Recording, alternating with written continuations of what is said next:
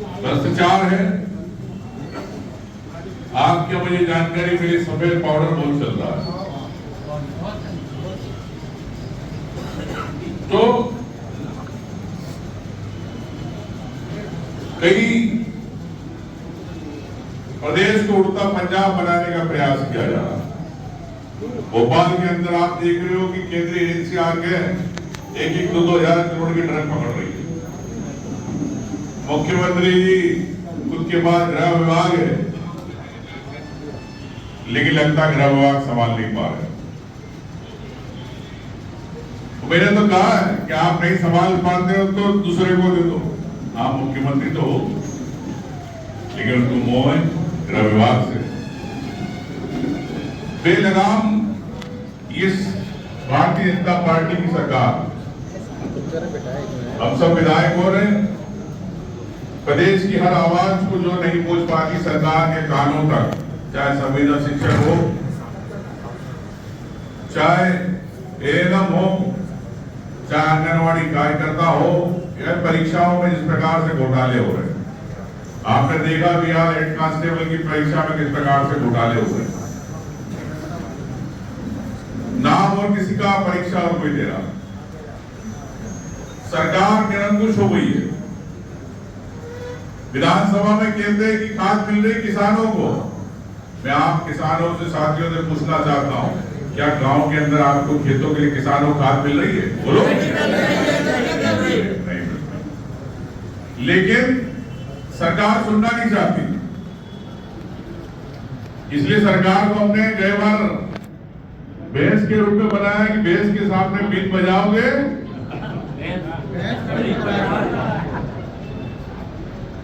तो मुख्यमंत्री जी कहते हैं कि बोले हमको कभी सदन में कहते कि आप कभी गिरगिट बना देते हो, कभी भैंस बना देते हो। बोले हम लोग 2-2.5 लाख वोट से वोटर है, वहां से आते हैं हम लोग, हम भी जनप्रतिनिधि है। मैंने आप ऐसी हरकत क्यों करते हो? आप ओबीसी की बात करते हो, तो आपने जब आरक्षण देने की बात करी, वोट चाहिए आपको, लेकिन उनको अधिकार नहीं देना पिछड़ों। आप करोड़ों रुपए वकीलों पे खर्च करोगे सुप्रीम कोर्ट में, लेकिन आप ओबीसी वर्ग को उनके आप अधिकार नहीं देना चाहते। उनके बच्चे आज उम्र दराज होने आए, परीक्षाओं से ऊपर हो गए, सीमा निकल रही, उम्र सीमा। आज उनके परिवार के बारे में सोचो, उनके माँ बाप के बारे में सोचो, उस किसान के बारे में सोचो, उस दलित के, उस आदिवासी के बारे में सोचो, जो अपने सपने अपनी औलाद में, अपने भविष्य पीढ़ी में देखता। उस किसान से पूछो जो खाद नहीं मिलती तो उसकी आज फसल ही होती, उसका भविष्य, उसका परिवार उस जमीन पर। लेकिन ये सरकार कभी नहीं सुनना चाहती।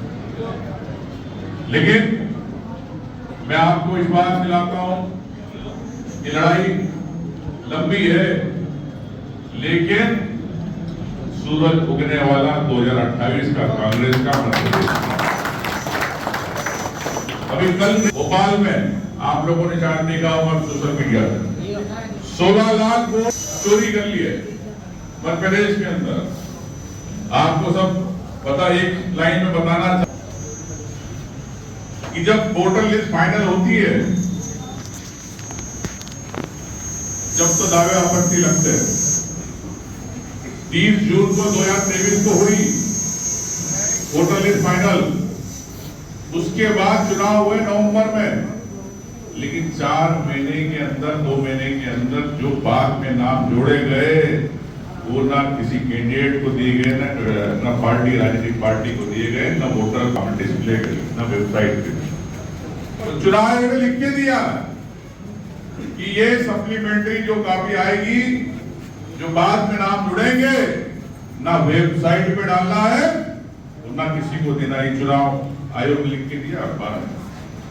तो राहुल गांधी लड़ाई लड़ रहे हैं कि ये चुनाव आयोग, देश का चुनाव आयोग चोरी कर रहा है, भारतीय जनता पार्टी को कैसे जिताता, कैसे वोट बढ़वाता है।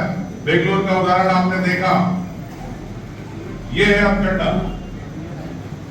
माफी मांगने की बात करते चुनाव आयोग, राहुल गांधी से चुनाव आयोग के कमिश्नर को माफी मांगना चाहिए, उनको इस्तीफा देना चाहिए। कि आप जब कहते हो पारदर्शिता हो, हर व्यक्ति को वोट का अधिकार है कि मेरा वोट कहाँ जा रहा, किसको मिल रहा, मेरा नाम सूची में है कि नहीं, कटा है कि नहीं। तो आप लिख के देते हो चुनाव आयोग, किसी को जानकारी नहीं दे रहा। तो ये सवाल है कि लोकतंत्र को कैसे खत्म किया जाए। निरंकुश सरकार, कैसे केंद्र की सरकार, चोरी की सरकार, मध्य प्रदेश की सरकार, चोरी की सरकार, जनादेश चोरी का।